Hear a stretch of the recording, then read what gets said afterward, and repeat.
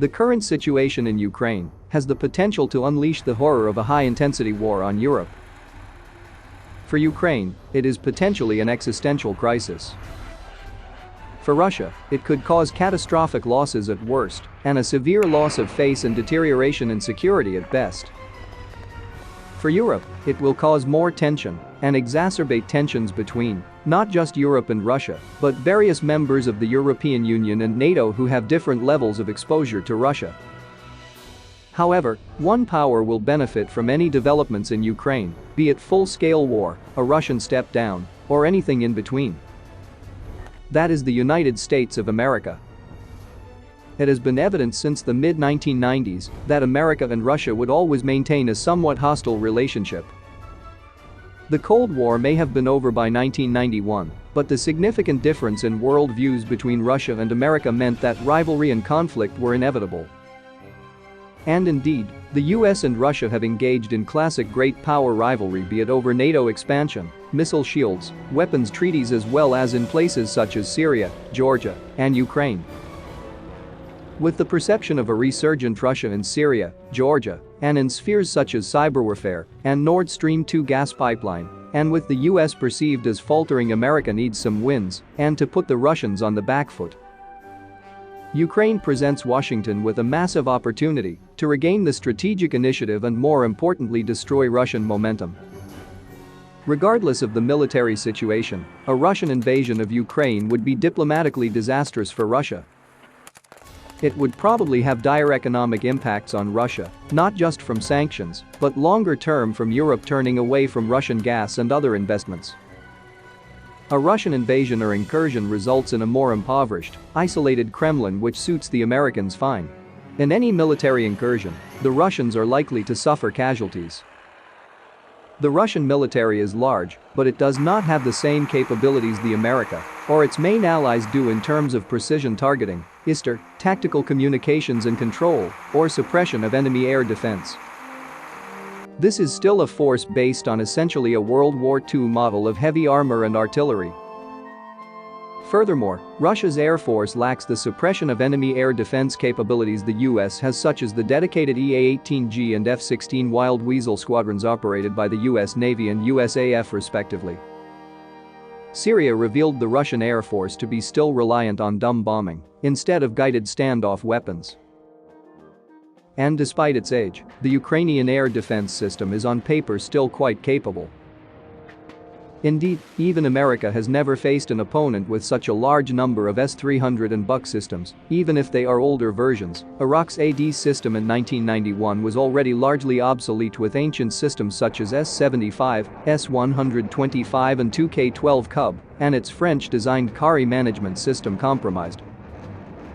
Thus, any military incursion will cost the Russians dearly, as they lack the capability to initiate a knockout strike and their tactics and equipment are essentially dated. Russian losses would result in a decline in Russian military capabilities, which have been built up slowly over 20 years. This puts America as well as NATO in a better position without having to invest in additional combat capabilities. This leads to the next area, that Russians lose out and America wins. Any military losses could be a disaster for Putin and increase instability and potentially result in his downfall. Putin will have to refocus on maintaining the domestic situation whilst fighting a brutal war against dug-in Ukrainians. America also wins if Russia backs down. The first prize is Russia and Putin are humiliated as they are shown to be unable to manage what they have openly stated is a core security defense issue vital to the future of the Russian state. This also gives the US additional global esteem after the disastrous Afghan withdrawal and shows allies that the US is willing to support them against hostile powers.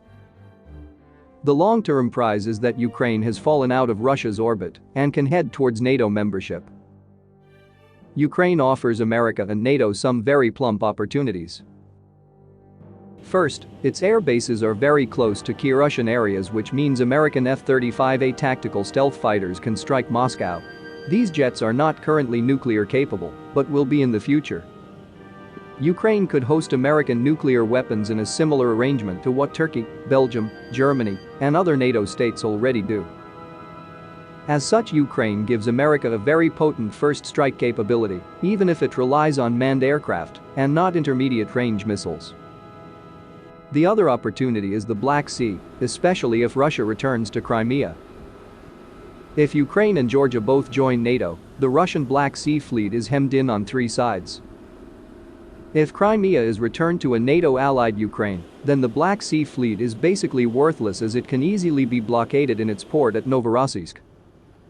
Russian trade in the Black Sea is then contingent on NATO-American goodwill. Even if the Russians stay in Crimea, their hold on it is difficult. Already the Ukrainians are denying Crimea access to water. In any NATO-Russian war, the Crimean naval base would pose the Russians with more of a liability than an asset, as it has no strategic depth and only has a single bridge linking it to the Russian mainland. It is evident that Ukraine and Georgia becoming NATO states puts the Russians on the back foot, as it effectively contributes to surrounding Russia. And surrounding Russia by removing its pseudo-satellites also weakens the Moscow government.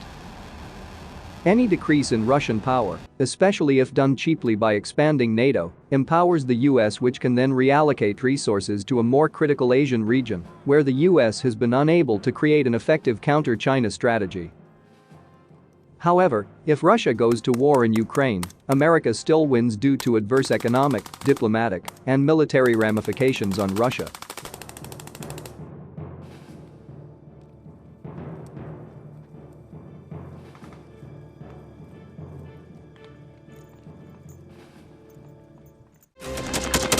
Thanks for watching, and don't forget to subscribe. Also, if you want to support Warthog Defense, please become our member and get early access to new videos, exclusive members-only videos, and become administrator in comment section. The membership link is in the description. Rescues every day. We had a guy last week, it's 6 rescues in 6 days. He's doing the job every day.